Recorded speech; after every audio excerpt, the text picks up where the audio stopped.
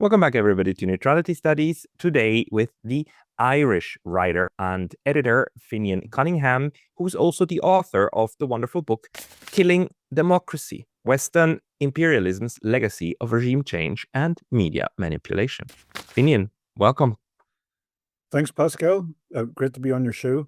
And great having you. And thank you very so much for writing that book together with a couple of your colleagues. I mean, there's also other writers in there.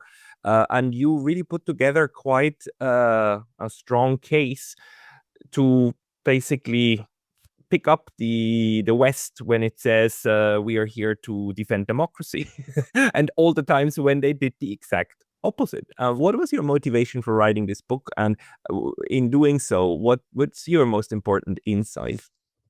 So we wrote Killing Democracy over the last year. Four other colleagues, Daniel Kovalek, Jeremy Kuzmarov, Ron Riedner, and KJ No, all very respected journalists and writers and authors in their own fields.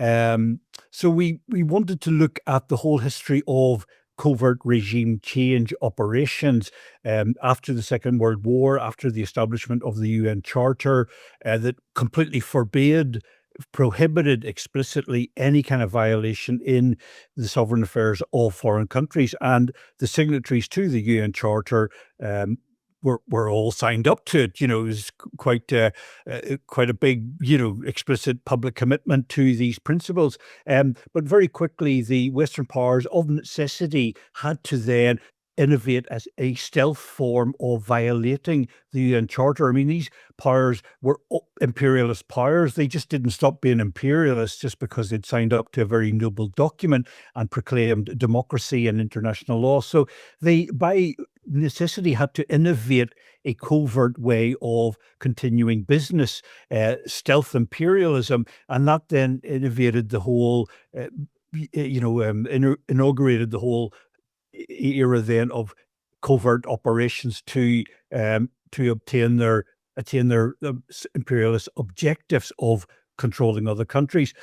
What we found, I think, what we brought to the table in a new way was how the media were very much co-opted in this endeavor. I mean, the history of regime change operations has been well covered by people like William Blum, the late William Blum, and many others, Stephen Kinzer and David Vine and many great authors out there.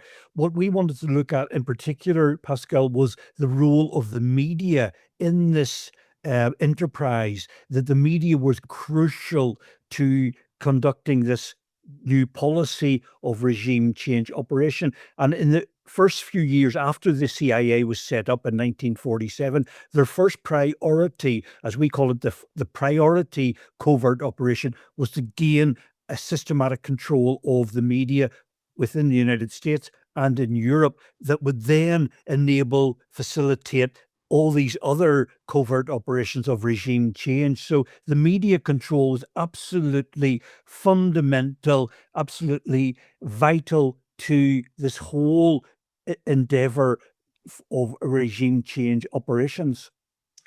You start off with actually the case of Allende in Chile, and how Kissinger had basically zero respect for the wishes, the democratic wishes of an entire South American nation, and that's just one example of many, in which a democratically elected leader was overthrown.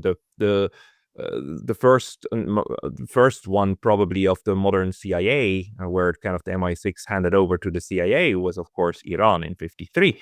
But what is it that you found that these people then were saying about the fact that they overthrew democratically elected governments? I mean, the very thing that they said that they stand against in the entire Cold War business. 53 or 74. I mean, doesn't matter. They've always emphasized that they're here to defend liberty, right, and freedom. Right. How do they justify that to themselves, and how does the media usually launder this business? Yes. Well, I mean, they didn't admit to the first regime change operation, as you pointed out there, Pascal, was in 1953 in Iran, where they determined, the United States and Britain determined, that the elected prime minister of Iran, Mohammad Mossadegh, had to go because of his policy of nationalizing the oil industry, that was depriving Britain of its colonial era, uh, huge profits from the Persian oil fields. So they determined that Mossadegh had to go. Now, it was all very covert. I mean, they didn't admit to this until, decades later. Now it's known that the CIA and MI6 were involved in toppling Prime Minister Mossadegh's government. And so that was decades later. At the time, it was all very covert and, unspoken.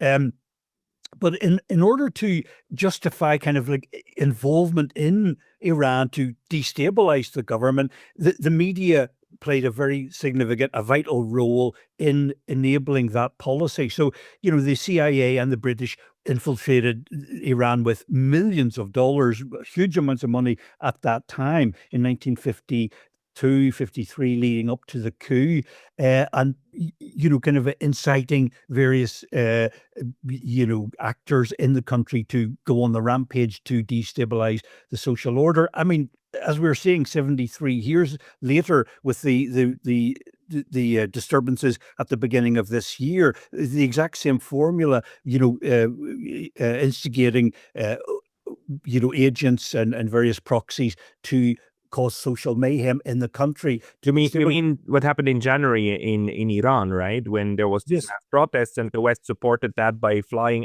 bringing in all of the Starlink panels and supporting the groups and trying to tank the economy, and Mr. Scott Bessent being super proud of it, even boasting about it. Ha ha ha, we did that. Ha ha ha. Now you go, people of Iran, and overthrow your government. That kind of mentality, right?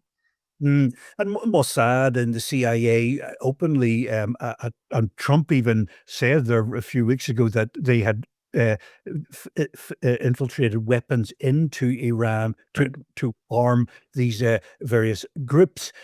So the idea that it was a pro-democracy, peaceful protest, I mean, it may have started out some genuine kind of protest over economic conditions, but it was very quickly hijacked, very deliberately, orchestrated by the CIA and the Mossad. Hey, just a very quick note. The best way to support this channel is by signing up for my free Substack. You can also help with a paid subscription there, or you can get some of our new merch on neutralitystudies.com. Links below. See you there. The Western media in the recent disturbances portrayed that it was a pro-democracy uprising, and that the Iranian government and the security forces were viciously cracking down, killing. The Western media would claim 30,000, 40,000 protesters. I mean, the Iranian figures, and independent researchers have confirmed this. The death toll was something like 3,000, and a lot of those 3,000 that were killed were police officers who were shot, violently, with firearms. So, and hundreds of buildings were torched, arson attacks. Now, the Western media, of course, play this role of, trying to sanitize all that and to distort it as some kind of like merciless crackdown by the regime, this tyrannical regime that they would claim. So they very much played that role recently, towards Iran. But 73 years before that, in 1952, 53, the Western media again played a very similar role in portraying the situation in Iran in a way that favored the Western agenda, the CIA's agenda, the MI6 agenda to overthrow the government. I mean, they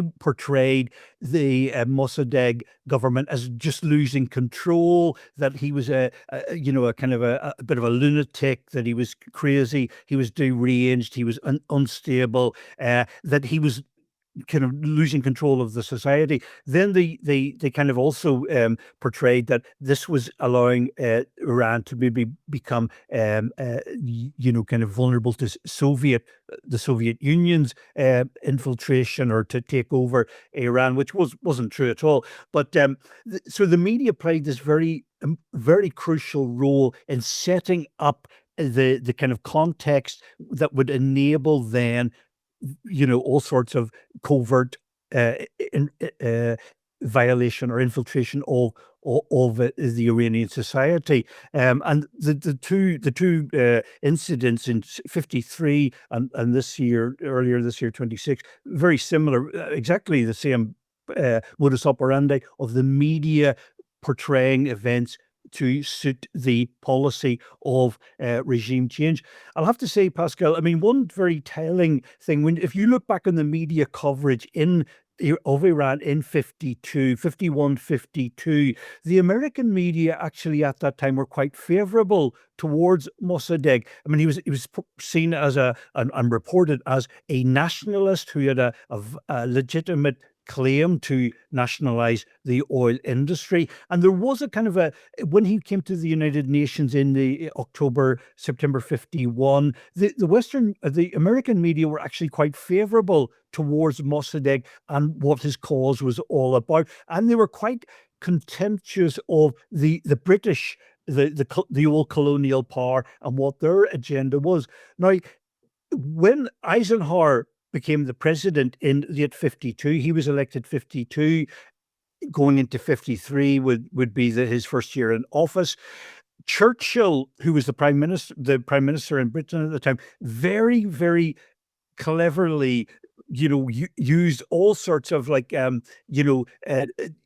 kind of claims and about the Soviet Union and the Cold War fears. He very much played on those fears. Now, he had willing, receptive ears within the Eisenhower administration. The Dulles brothers, Allen Dulles, who's the director of the CIA, his brother John Foster Dulles was the Secretary of the State, effectively the Foreign Secretary. Both very, very ideologically Cold Warrior type interventionist, neo-imperialist. So they were quite very receptive to Churchill's appeal to, we've got to do something about this Mossadegh government in Iran.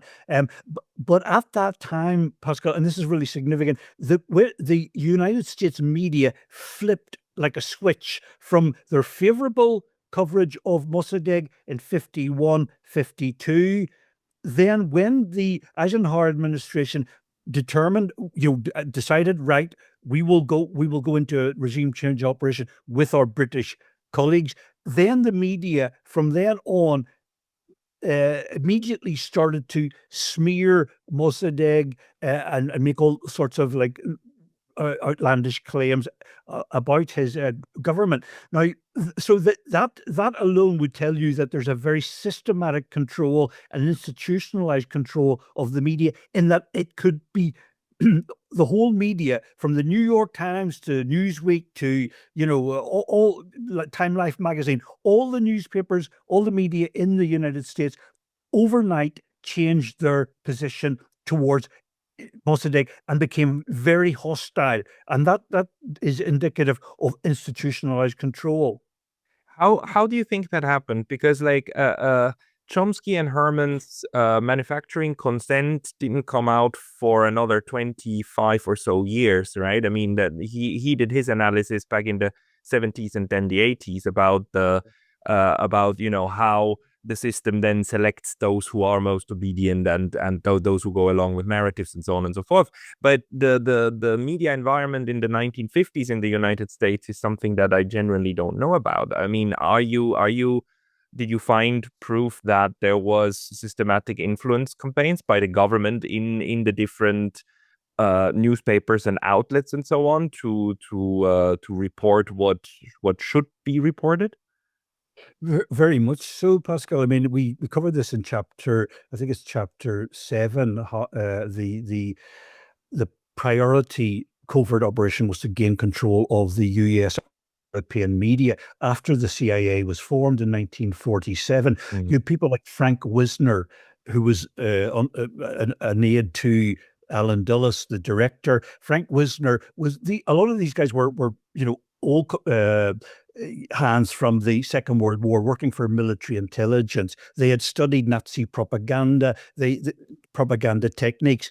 And so they carried on into them after the Second World War to develop these kind of techniques of media narrative control, propaganda control. Frank Wisner was the top CIA figure involved in media relations, and the CIA very deliberately, very methodically set about a policy to co-opt all the top media executives in the United States. Now, the other thing, Pascal, was that these media executives were also, quite a lot of them were also old colleagues from the Second World War. They'd worked in military intelligence. People like William Paley of CBS, Charles Douglas of Time Life magazine. They were old comrades or colleagues of Wisner and Dulles from the military and the OSS time, the Office of Strategic Services, that was the forerunner of the CIA. So they were all very chummy and very collegial kind of relationship. They went to the same dinner parties. There was a group called the Georgetown Set, the suburb of Washington D.C. called Georgetown, where a lot of these diplomats and intelligence people and media people lived and went to the same dinner parties and had similar debates. So they had a very similar ideological view of the world, and the media people saw it as a patriotic duty to do as their government requested. So it wasn't like as if there was a conflict of ethical interest. Oh, well, supposedly we are independent journalists. We are the watchdog of government abuse, and we have to stay independent from the intelligence arms or whatever. There wasn't that in my research. You could tell that there wasn't that kind of any sort of hesitation or reservation about becoming effectively tools of the CIA. They were wittingly involved in this endeavor to control the news media, the information that the public would receive. And quite a lot of researchers have coined this policy, Operation Mockingbird, where the CIA would deliberately infiltrate the media through their executive friends. They would also recruit key journalists in the newspapers or the radio and television stations, foreign correspondents, opinion writers, reporters working abroad. So they would there was a very deliberate policy of recruiting people, and they would be paid. They'd be given a sort of a stipend from the CIA in addition to their media salary. Now it's almost kind of a bit absurd, but like people like William Paley at the CBS had a direct line to Alan Dulles at the CIA. The CBS, Columbia Broadcasting Service, is comparable to, say, Deutsche Welle in Germany or the BBC in Britain. I mean, it was the major news broadcaster, CBS. Now, Alan Dulles, the CIA director, had a direct line to William Paley at the CBS and his successors. Also, people like Arthur Sulzberger, the New York Times owner, was very close friends with Alan Dulles. And the Sulzberger families continued to own the New York Times. So there was this very chummy, close, intimate, ideological relationship with these people and the CIA. And so when it would be requested of the media to follow the narrative of what the intelligence community, that they wanted a certain narrative portrayed about Iran or Guatemala, the Jacobo Arbenz, who was overthrown a year after Iran in 1954. There was the CIA and the State Department would co-opt the media to, okay, this is the storyline where we want you to portray about these people, that they're stooges, that they're unreliable, that they're crazy or whatever. The media obeyed very willingly to do that. And that then set up a kind of a public acceptance or manufacturing a consent, to use Chomsky and Ed Herman's term, a public acceptance or acquiescence to then policies of infiltration and destabilization. Now, as I said, Pascal, it wasn't overtly admitted, oh, we are infiltrating these countries. That came out years later. But the mere involvement in these countries, even on a kind of a covert level, was enabled by the media's compliant reporting. So is it fair to say that whenever whenever in public media one of these uprisings abroad was portrayed as something generally positive, and then this is a people's liberation, whatever it is, what the Shah was supposedly doing, or what Pinochet was doing, right, getting rid of the communists and so on. That was covered positively, right? Because then obviously the interest was to have a close relationship with whatever successor there is. While when you have genuine uprisings that result in a geopolitical adverse situation, like then the next Iranian revolution in 79, well, then all hell breaks loose about that uprising, right? So is that like the rule of thumb that we can use here in order to say like which ones of these moments of uprising were manufactured and which ones actually were genuine from the ground? Yeah, I think very much so. I think it's a very close correlation. I mean, we had just, for example, let's put this in a contemporary context, like the Kiev administration government of Vladimir Zelensky. I mean, he's cancelled elections 2 years ago. He's an indefinite president, a so-called president. I mean, but his regime, I would call it a regime, are just so embedded with corruption. It's just rampant corruption involving his close aides, and quite obviously he must be involved himself. Whenever you've got his chief of staff Andrei Yermak, who will now arrested and being charged with corruption. I mean, massive hundreds of millions of dollars or euros worth of corruption. But yet the Western media, would portray Zelensky as some kind of brave, defender of democracy and European security, and totally whitewash his rampant corruption. And it's a case in point that the media have the Western media have very much are trying to kind of make the regime in Kiev and their people acceptable or plausible to the Western public, so that then it justifies continuing sending hundreds of billions of euro to this regime to prop it up. I mean, the recent atrocity in Starobelsk in Lugansk region, where the college was attacked by something like 16 drones, killed 21 students, most of them teenage girls, in this college in Russian territory of Lugansk, which was joined Russia. What was it, 4 years ago or 2 years ago in a referendum? Anyway, the Western media have given negligible coverage to that atrocity that must have been, from the various circumstances. I think it's very plausible to say that this was a deliberate atrocity. 16 drones attacking in 3 waves of a college dormitory that resulted in 21 deaths of teenage girls mainly.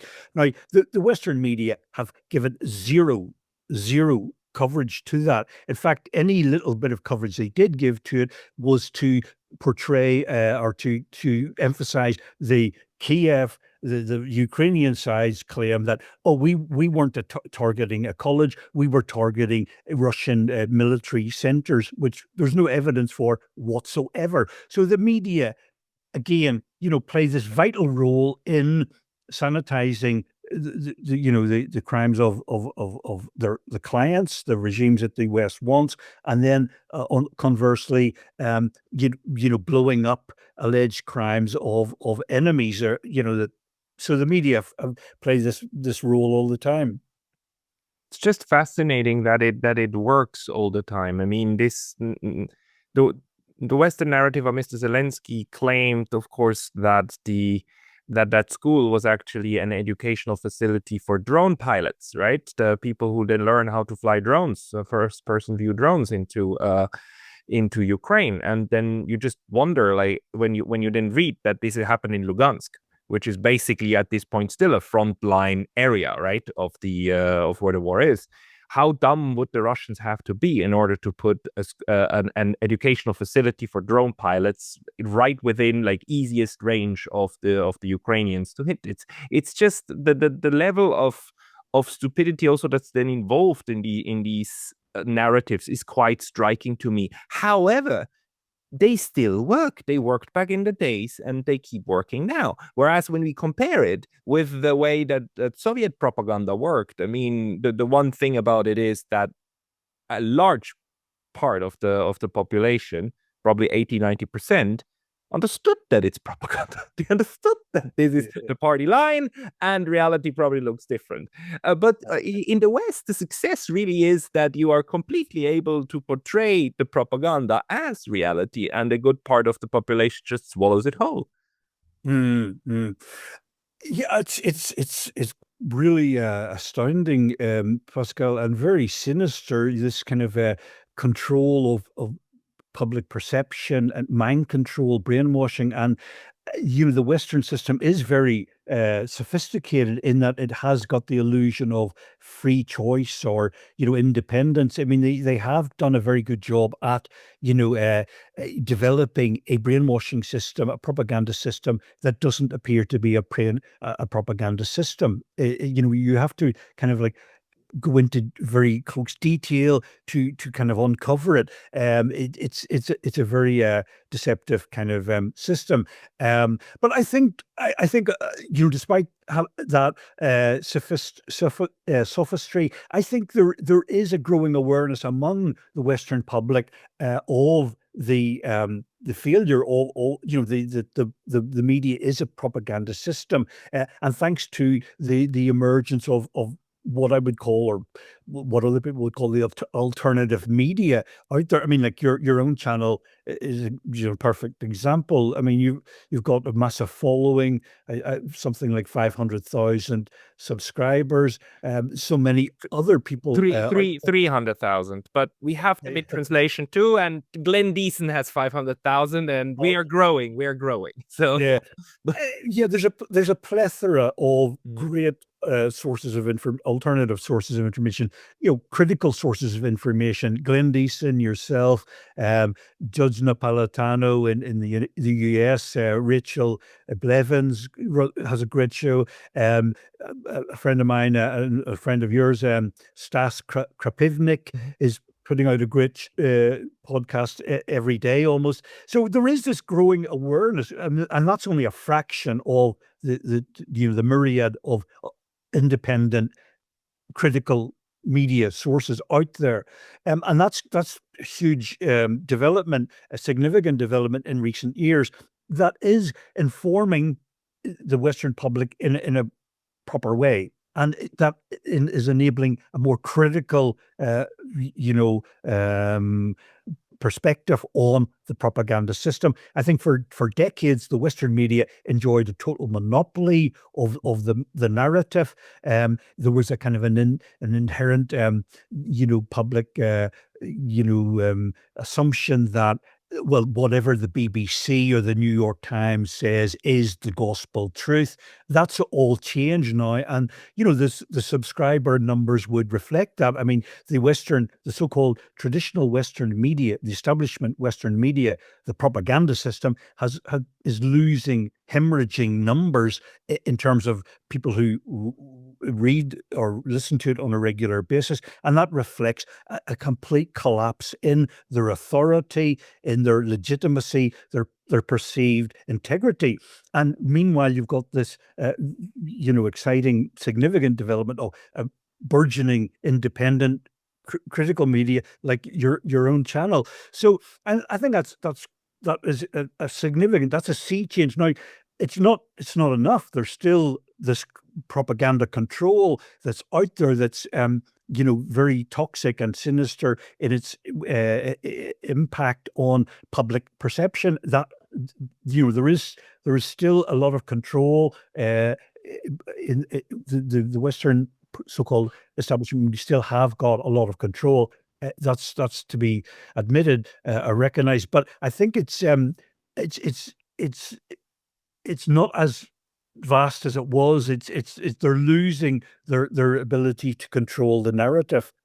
I would hope so. I mean that or let me put it this way, that is the only hope. On the other hand, like, because the imperial system, and here we need to get back to the other part that you wrote about this being of course part of the way that the West has been working as an empire. The imperial system must crack down on this. this channel, the other channels, the way that at the moment still social media is relatively free, that must be contained if the system wants to survive. Hence, it must go that route. That's also why I'm expecting to be, over the next couple of years, maybe months, deleted at some point, because it must happen. And the weird thing is that when it happens in the US and Europe, probably more or less at the same time, when it comes, at the moment, it's not the Europeans who stand in the way of it. It's the Americans. It's the First Amendment in the US that stands in the way, and the belief in, the absolute freedom of expression. But once that dam breaks, freedom of expression, unfortunately, also has not a lot of friends in Russia or in China neither, right? There's like that's something that will just roll over this society, or the West, the collective West, and unfortunately, it might just go down. Although that's maybe the moment when a couple of others will also realize that something has significantly changed, because this part of democracy, the freedom of expression, is probably one of the most visible parts, isn't it? Mm-hmm, mm-hmm. Yeah. Well, we are entering a very dangerous and sinister time, Pascal, where like your channel could be shut down, and lots of other channels could be shut down because of it's the decisive role that you're playing in informing people, making people critical, undermining the establishment, the corrupt establishment media, and the political powers. It's to be expected that there will be some kind of form of repression and very determined effort to close down a threat to the system. And then you encountered that only a few weeks ago. I saw your channel was put off the air by YouTube for a while, and then you managed to get it reestablished. But it just shows you the contingent nature of this free speech, that it can be shut down at a whim by the people who control the system. So it's a battle.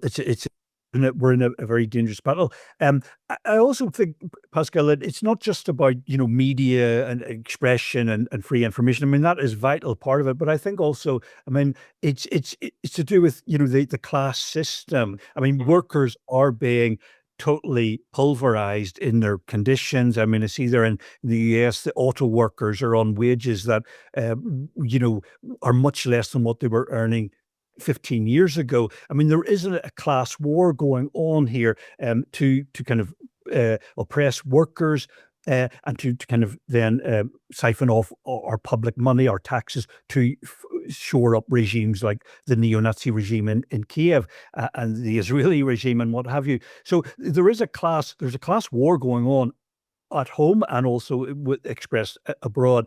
And that, so the fight back will not be just about us, claiming, ethical principles of free speech, and there is going to be a clash of workers against the capitalist system. I mean, that has to be part of the whole transformation, that the system itself will have to be attacked, will have to be challenged by workers out of necessity for their material conditions. So that will be part of this clash, this confrontation that's looming. It's not just about closing down media outlets. It's the very living conditions for the vast majority of people within our societies. Working people who depend on their wages to have a life. Yeah, it's getting worse and worse for them. Like all over Europe and the United States too. Just published a talk with a podcaster in the United States, a black man who said, like, look, Black America actually isn't benefiting at all from all of this imperial overstretch. If these people at least brought home some of and distributed some of what they get, but they don't. I mean, it's not. There's so little regard for the little guy here and in Iran and everywhere that really, I mean, at this point, the question is how long it will take for this class solidarity across borders to really start picking up. But it seems that that's also one of the ways it must go. But then let me ask you about this term, imperialism. Why are you using imperialism as a prism to view the regime change operations? And in your view, where within Western imperialism do we stand today? Or the development of imperialism? Mm, good question, Pascal. I think you could argue that imperialism never stopped. It's kind of just gone from classical imperialism, through a period of like some kind of like, you know, um, apparent democracy. And, the UN Charter after the Second World War, there was the UN Charter was set up, and all these beautiful, noble principles of equality between nations and non-interference and explicitly forbidding aggression. And we then entered that a period of stealth imperialism, a phrase coined by the American historian Chalmers Johnson, I believe. That was from 1945 over the next few decades. There was a period of stealth imperialism covert. But I think what we're reaching now, especially under the Trump administration, is just kind of neo-imperialism, just outright imperialism. There's no need to sugarcoat this or to camouflage the imperialist system, the imperialist motives. It's just going back to open imperialist conduct where you can threaten nations at will now, as Trump is doing towards Cuba, Greenland, and anyone else who gets in his way, and I mean, just bombing Iran, kind of totally unprovoked. I mean, so we have gone back to a kind of a barbarism of the classical imperialist age, where it was just might is right, open contempt for international law or any kind of like abiding by rules or international principles. So it's kind of just an open imperialism, a neo-imperialism. Well, I mean, imperialism, Pascal, I'm sure you well know, it's a vital part of Western capitalist economies. I mean, to get control of resources, of supply chains, to control markets, control labor forces. I mean, it's all part of the capitalist system to enable control over resources. And as long as we have the capitalist system operating for the benefit of a few, you will always have to be a kind of a military force aspect to it, i.e., imperialist control, to enable this very kind of unacceptable economic system. So that's going to be always there as long as we have a world where a few try to dominate the majority for their economic interests. It's interesting because the way that imperialism goes, it always has to sell itself, right? It has to sell itself to its own population, right? Why is this good? Before the Second World War, for the first late 19th century, early 20th, it was the idea of the white man's burden, right? Let's go and civilize the world. What a noble ideal. Then came, of course, the World War periods, which was all about who gets most say where, and then we're done, and then suddenly everything is cloaked in the jargon of the Cold War, right? I mean, Mossadegh, but also then Allende and Guatemala and all the others. They were all done under the framework of no, no, no. We are defending democracy and freedom and whatnot, and we are fighting communism, because what more glorious goal could there be than fighting the evil communists? And once that was done, there was this famous speech by Reagan, who on his way out, once you saw the the thawing and the end of the Cold War, which was being negotiated, right? On his way out, he said the future of the U.S. military will be that the future will be one in which the iron fist of the United States will be covered in a velvet glove of humanitarianism. And it turned out to be exactly like that. All of the big regime changes of the future, including, of course, the breaking up of Yugoslavia, including all of the interventions and the Arab Spring, all cloaked up in the jargon of humanitarianism. But that too is now ending. I mean, the Ukraine war and so on, the Iran war, the intervention in Venezuela, they're not done anymore under the humanitarian script, right? Also responsibility to protect and all that stuff is basically out of the window, right? They gave it up. So what is it at the moment that you think that in our current period, which is of course very difficult to judge because it's ongoing, what is it that still somehow sells this idea to the general public? Why are people in Germany and in the UK and in Europe, in the US, not just all on the streets and saying like stop it? There is still something that keeps this going. Yeah. Good question, Pascal. Yeah, I mean, I'll just try to kind of marshal my thoughts to kind of like address the point here. But just to go back a little bit, yes, you're right. I mean, I think we've already said this, that we've got to a phase now where it's just outright imperialism. There's no need to pretend or to kind of give pretext. That was the period that we covered in that book, The Killing Democracy, from 1945 up till recently. It was the stealth imperialism, covert operations had to be done with all sorts of like, sophisticated lies and pretexts that the media enable. Now we've reached the stage where it's just outright open aggression towards any nation that is, that principally the United States and its Western kind of accomplices, European accomplices, decide to do. Why is it gone so openly? Well, I suppose like decades of impunity have conferred a sort of an arrogance and a complete, delusional kind of like feeling or belief that they could just get away with murder. I mean, they've it's kind of the recidivist kind of like conduct of a repeat offender. I mean, they've just become so a feeling of impunity over decades of these violations that the media certainly enabled and is covered for, and then bestowed a kind of an attitude of impunity. That's part of it, I think. Another part is that I think the Western economic powers are under pressure from the multipolar world, the rise of China and other centers of power. Their own economic systems, the Western capitalist systems.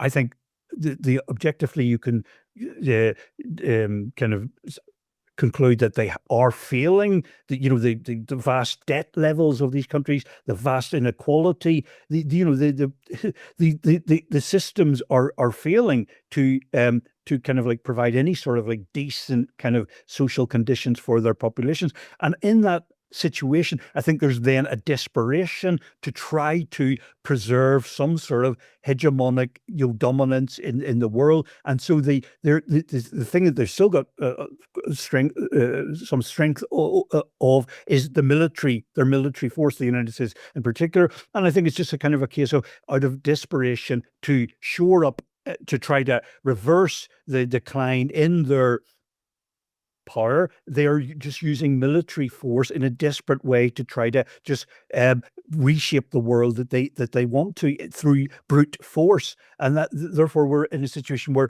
it's quite open aggression and use of military violence and mass murder, complete lawless rogue state behavior, but reflecting the desperate situation, the times that we're in.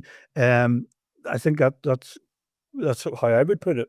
How is the media currently also in your part of the world, like in Ireland and well, Northern Europe? How is it covering all of this? Because I do remember a time when, what the media, tries to portray the politicians as the grown-ups, right? Also in a quite boring fashion, the people who know what's good, but everything's complicated and and Milosevic bad and the negotiations difficult and whatnot, but it was the grown-ups and so on. Uh Donald Trump did away with that, didn't he? It's like no sane person on earth can still look at him as a grown-up.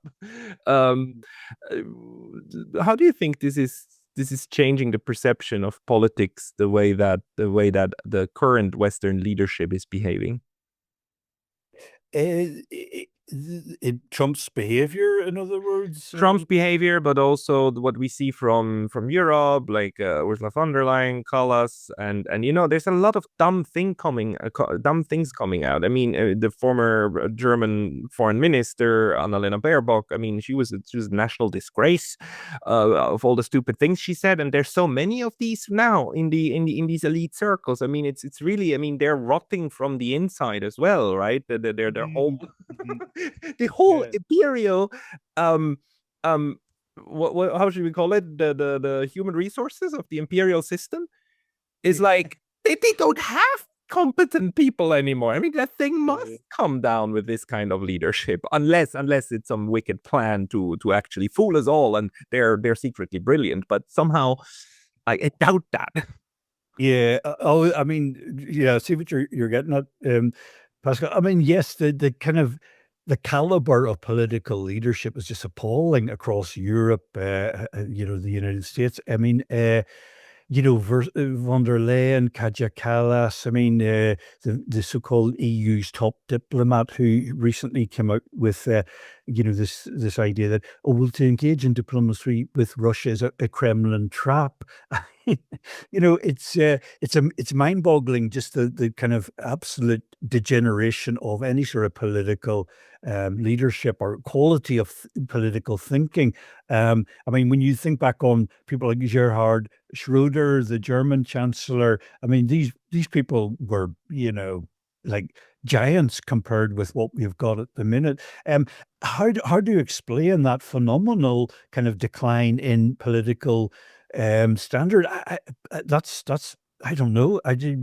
You could say, well, are these people all blackmailed? The whole Epstein phenomenon scandal. What has the intelligence, the deep state got on these people that they're so compliant, that they're so servile? Is it some sort of blackmail system? Very plausibly could be. I mean, a lot of these politicians are no doubt very compromised. Also, I think just, the ideological training. I mean, a lot of these politicians have been groomed up through kind of the deep state agencies and institutions and, fora. I mean, they've just become, imbued with the sort of the propaganda concepts and can't think any other way. With regard to, say, for example, Russia, just this deep Russophobia, this inability to um, think of Russia in any other way of its history and just in any objective way. So the kind of the ideological kind of training of background of these people would suggest that they're very much brainwashed by the system. And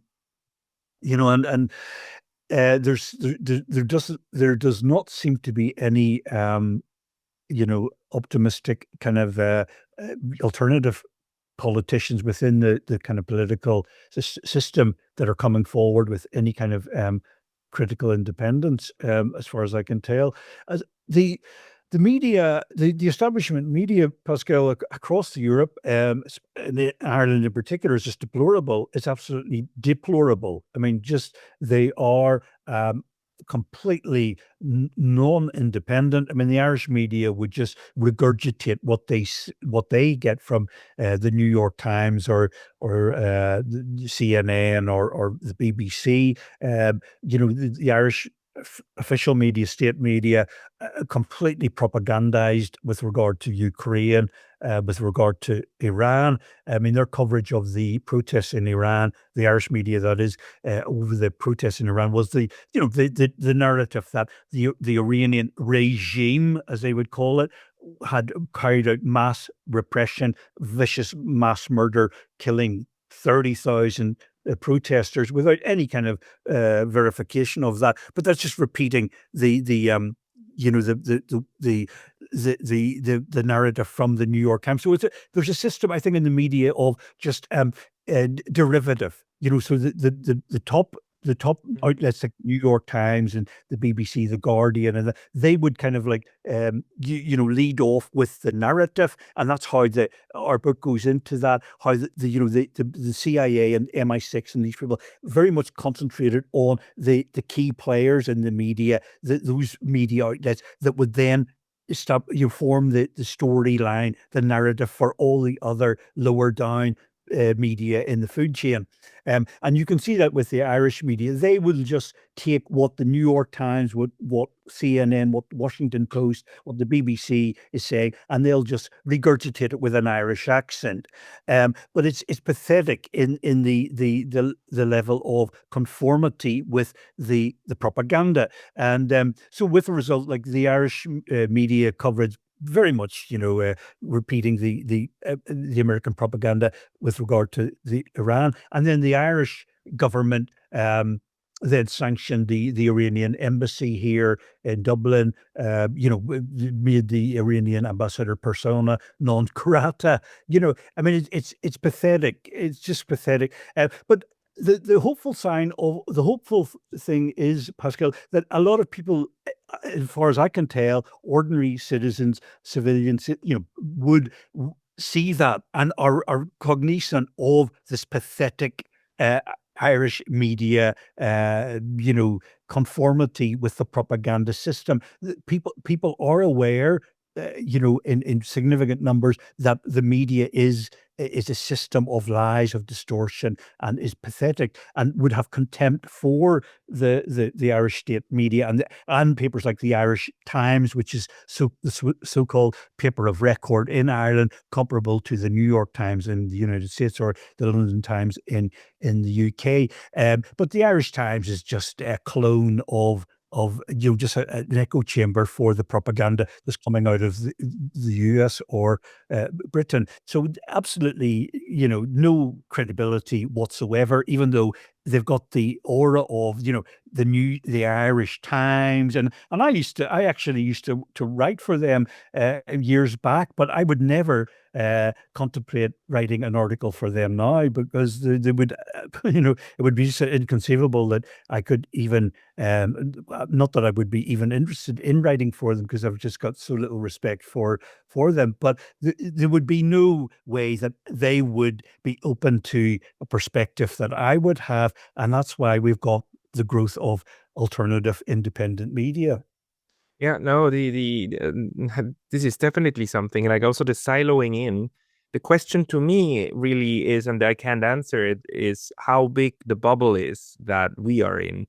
My best guess is that we've got a global bubble on here on YouTube of something between 10 to 15 million potential, of people who would share this, and then who would naturally also click and watch the next one. Because once you leave the bubble, you reach the people who will automatically say, I don't want to watch this conspiratorial BS. Go away. I want to watch my BBC trusted sources, right? But so the question is, how big is this bubble, and if the bubble is actually growing or not? Because the threat is, of course, that it is an echo chamber that just sits there, right? While the mainstream still remains the mainstream. I mean, that echo chamber can then float out in the open, in the ether, the digital ether forever. It doesn't really politically impact. But if the thing is growing, then there's a chance. And that's something actually that I don't even know how to methodologically approach it in order to research that, whether it's growing or not, because it's difficult to say, like, okay, who's the who receives this. It's much easier with the mainstream media, with the classical newspapers and so on, because you actually know how many people turn on the TV or have a newspaper subscription, right? Therefore, you know how far it goes. With YouTube and with especially our bubble within YouTube and so on, we don't. It's difficult to have a grasp over that. Anyhow, maybe last point. Is there something that we didn't touch upon that in terms of killing democracy is really important to keep in mind, that you worked out in the book and that you would like to quickly display?